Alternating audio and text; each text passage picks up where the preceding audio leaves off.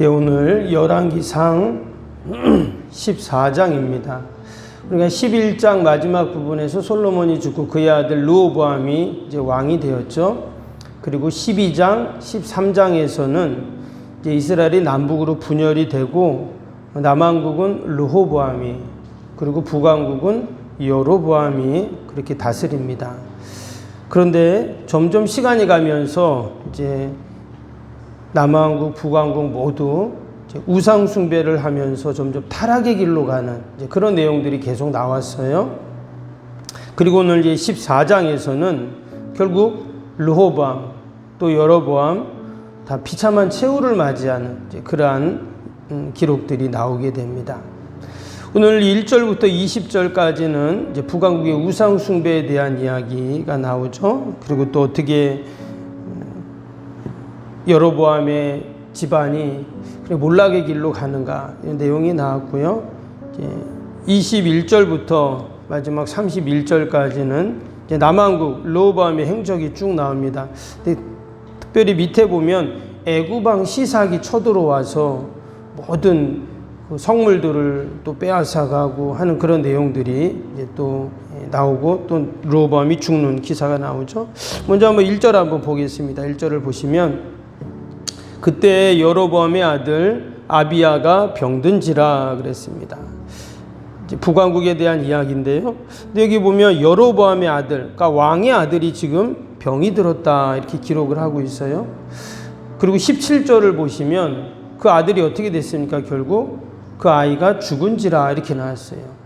근데 1절에 그때라는 말로 시작을 하고 있어요. 그때 왕의 아들이 병들고 또 결국 죽었다 이 말인데, 여러분 성경에 나오는 모든 사건들 또 시간들은요 결코 우연한 일, 우연한 사건은 없습니다. 특별히 왕위를 이어받을 지금 왕자가 죽었잖아요. 이것은 개인의 가정의 문제를 넘어서 이제 국가적인 그러한 아픔이고 위기라고 말할 수가 있습니다. 과연 그때가 언제인가? 그때 왕의 아들이 병들고 죽었다 지금 이랬는데 과연 그때가 언젠가?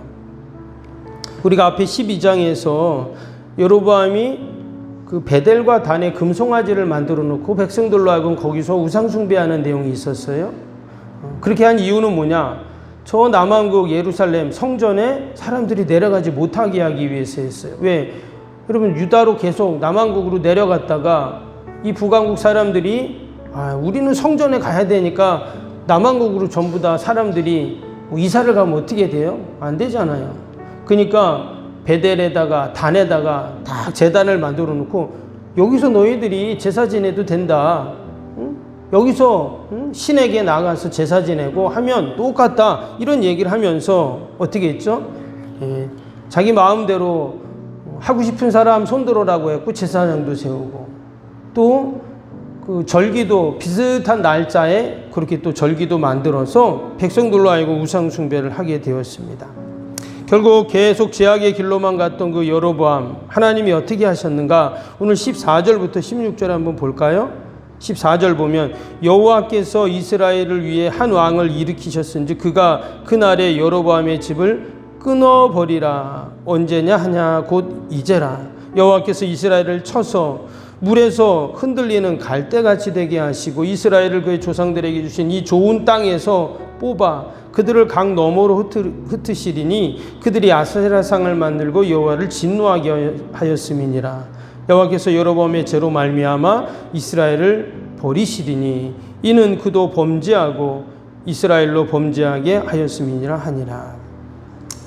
결국 이 여로보암의 죄로 말미암아 북왕국은 참으로 비참하게 마치 무슨 밭에서 이 들에서 풀을 뽑아가지고 버리는 것처럼 그렇게 하나님께서 다 흩어버리시겠다 이런 이야기를 하십니다.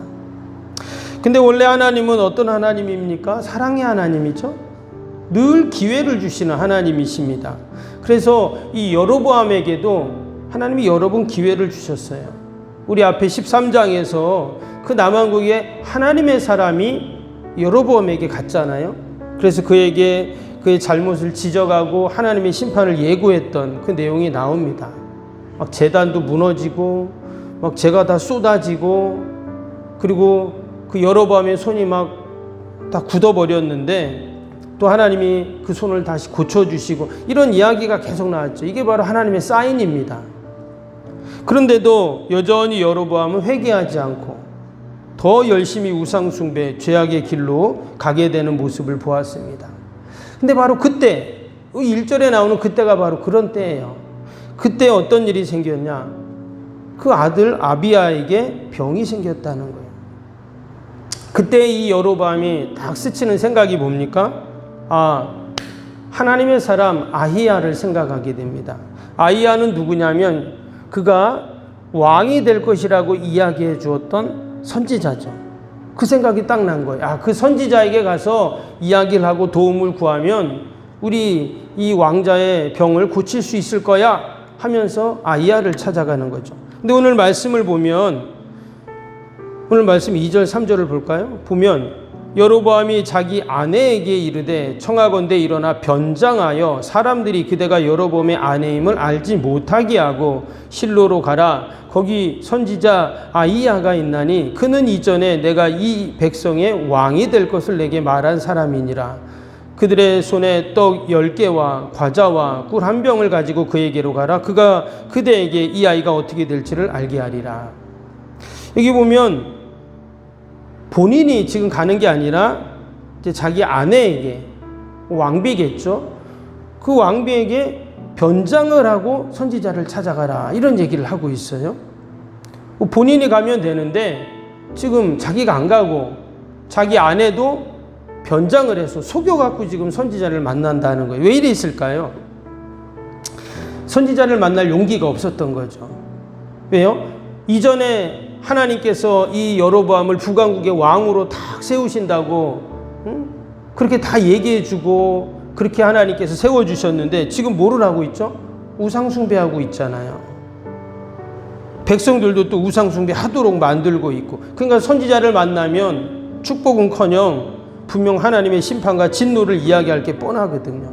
오늘 9절에 보면 그 말씀이 나오죠. 이 아히야 선지자가 그 아내에게 하나님의 말씀을 대언합니다. 9절 보시면 내 이전 사람들보다 더 악을 행하고 가서 너를 위하여 다른 신을 만들며 우상을 부어 만들어 나를 노엽게 하고 나를 내 등 뒤에 버렸도다. 마치 하나님을 쓰레기 버리듯 등 뒤에다가 던져버렸다는 거예요. 여기서 이 버리다라는 단어가 셸라크라는 단어입니다. 멀리 던져버린다 이런 뜻이에요. 그러니까 쓸데없는 물건이나 대상을 멀리 던져버렸다는 거예요. 근데 마치 이 여로보암이 하나님을 그렇게 던져버렸다 하는 이런 얘기를 하십니다. 하나님의 마음이 참 아팠다는 것을 알 수가 있죠. 근데 희한한 것은 그때 어떤 일이 벌어진다고요? 그 병든 아이가 죽는 이런 비참한 일이 있게 됩니다. 여러분, 하나님은 여로보암에게 여러 번 기회를 지금 주셨어요. 돌아올 기회, 회개할 기회, 그 하나님의 사람을 통해 이적도 보여주시고, 그런데 여전히 그가 우상숭배에 빠져있고 탐욕에 눈이 멀어서 결국은 이러한 안타까운 그의 가정의 일이 일어나게 된 것입니다. 가정을 넘어서 국가적인 그런 슬픔이고 안타까움이죠. 그리고 마지막 19절 볼까요? 19절에 보면 이 여로보암 10지파의 대표 왕이었고 한 나라의 왕이었던 그의 인생을 너무나 짤막한 한 절로 소개합니다. 19절 보시면 여로보암이 그 남은 행적고 그가 어떻게 싸웠는지와 어떻게 다스렸는지를 이스라엘 왕 역대지락에 기록되니라. 그의 한 절로 그냥 간단하게 그를 평가하고 끝나는 것을 보게 되죠. 참 안타까운 것은 한 나라의 왕이었는데, 하나님이 세워주셨는데 너무나도 참 초라하게 그의 마지막이 끝나고 나는 것을 우리가 보게 됩니다. 뿐만 아니라 남왕국 르호보암도 마찬가지예요. 밑에 22절 23절 한번 볼까요? 유다가 여호와 보시기에 앙을 행하되 그의 조상들이 행한 모든 일보다 뛰어나게 하고 그의 범한 죄로 여호와를 노엽게 하였으니 이는 그들도 산 위에와 모든 푸른 나무 아래와 산당과 우상과 아사의 상을 세웠습니다. 남왕국도 마찬가지입니다. 그 솔로몬의 아들이었던 르호보암도 어떻게 해요? 지금 온 나라에 우상의 산당, 제단을 만들어 놓고 우상 숭배하는 그 모습을 이야기해요. 그랬더니 25절, 26절 보세요. 르호보암 왕 제5년에, 그러니까 왕이 된 지 제5년 만에 애굽 왕 시삭이 올라와서 예루살렘을 치고 여호와의 성전의 보물과 왕궁의 보물을 모두 빼앗고 또 솔로몬이 만든 금방패를 다 빼앗은지라.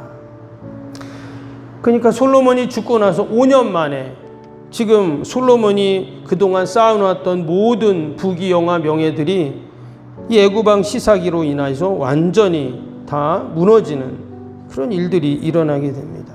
특별히 성전에 있었던 모든 보물과 이런 것들을 다 빼앗기는, 성전이 유린되는 참 안타까운 그런 일들이 일어납니다. 르호보암도 마찬가지고 여로보암도 마찬가지입니다. 오늘 말씀에는 그들이 우상을 숭배했다는 이야기를 계속하고 있어요. 이 성경에 나오는 우상 숭배는요, 단순히 하나님이 아닌 다른 신 앞에 가서 제사 드렸다 이런 이야기가 아니죠. 그들의 마음속에서 하나님과 점점 멀어지는 거예요. 근데 여러분, 지금의 시대도 우리가 이런 우상 숭배에 빠질 수가 있습니다. 말씀드린 것처럼 내가 절에 가거나 무당을 찾아가거나 뭐 이러진 않지만 내 마음속에 하나님과 점점 멀어지게 하는 것들이 있다면 그것이 우상이 될 수 있어요. 여러분, TV도 우상이 될 수 있습니다. 오늘 예배 드려야 되는데 오늘 재밌는 거예요. TV에서 연속극. 그럼 어때요? 연속극 보고 가야 되는데 어떡하지? 그럼 그 연속극이 우상이 될 수 있다는 겁니다. 돈은 어떨까요? 세상의 명예, 권세, 또 나를 아무튼 하나님과 점점 멀어지게 하는 게 다 우상이 될 수 있다는 것을 우리가 다시 한번 기억하면서 이 말씀이 우리에게 귀한 영적인 교훈이 되는 줄로 믿습니다. 오늘도 우리가 오직 하나님 앞에 매여 있고 말씀에 매여 있고 믿음으로 우리가 여러분 승리하는 복된 하루 되시기를 주님의 이름으로 축복합니다. 오늘도 우리 말씀 생각하면서 함께 기도합니다. 목요일 기도 함께 하겠습니다. 목요일 기도입니다. 모든 예배를 통해 하나님의 임재 회복 치유의 역사를 경험하게 하옵소서. 아멘. 살아계신 하나님을 만나는 예배, 감격이 있는 역동적인 예배가 되게 하옵소서. 아멘. 온 성도들이 예배를 사모하게 하시고 처한 곳에서 예배자가 되게 하옵소서. 아멘.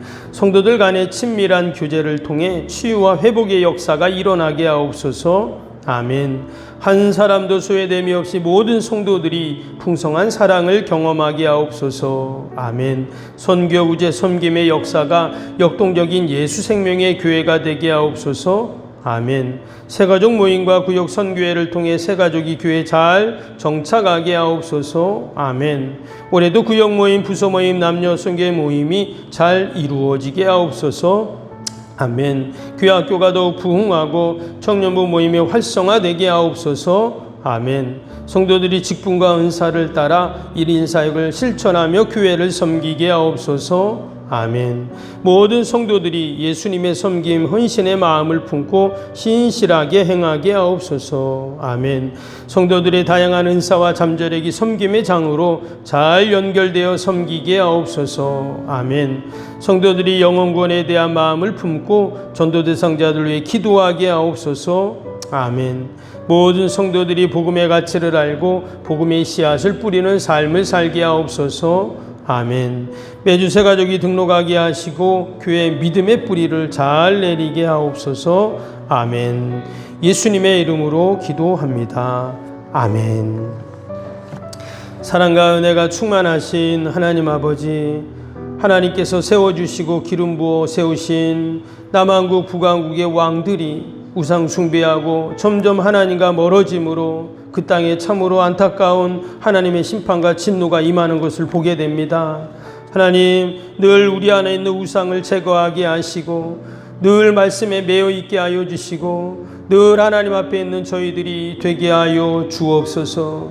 하나님 이 새벽에도 또 나라 민족과 교회와 이웃과 또 우리 사랑하는 자녀들 하나님 다 올려드리오니 주님 도우시고 함께하여 주옵소서. 무더위 가운데 지치지 않게 하시고 믿음으로 잘 이겨나가게 하여 주옵소서. 오늘도 아버지 멀리 해외 사역 하시는 우리 선교사님들 더 북녘의 믿음의 동포들 그들의 기도와 기도한 수고들을 하나님이 다 아시오니 하나님의 은혜와 복으로 늘 채워 주옵소서. 우리 중고등부 아이들 아버지 수련회 가운데 있사오니 우리 아이들이 아버지 은혜 받게 하시고 우리 주님 만나게 하시고 귀한 아버지 은혜 받는 수련회 되게 하여 주옵소서. 우리 병사에 있는 환우들 연로하신 어르신들 늘 돌봐주시고 하늘의 은혜로 채워 주옵소서. 예수님의 이름으로 기도하옵나이다. 아멘. 하늘에 계신 우리 아버지, 아버지의 이름을 거룩하게 하시며 아버지의 나라가 오게 하시며 아버지의 뜻이 하늘에서와 같이 땅에서도 이루어지게 하소서. 오늘 우리에게 일용할 양식을 주시고 우리가 우리에게 잘못한 사람을 용서하여 준 것 같이 우리 죄를 용서하여 주시고 우리를 시험에 빠지지 않게 하시고 악에서 구하소서. 나라와 권능과 영광이 영원히 아버지의 것입니다. 아멘.